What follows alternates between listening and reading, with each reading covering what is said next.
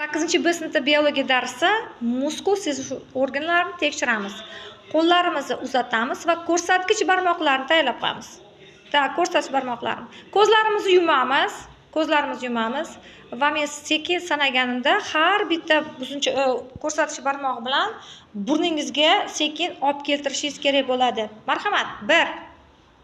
1 2 sekin olib kelamiz. 3 4 5 6 7 yaqinlashtiramiz sekin 9 8 qolib ketdi 8 9 10 to'g'ri keldimi?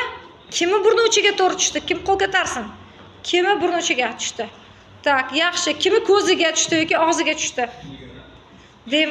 Demak sizda nima bor? Problemalar. Sizga o'rganlar yaxshi rivojlantirishimiz kerak bo'ladi shu o'rganda.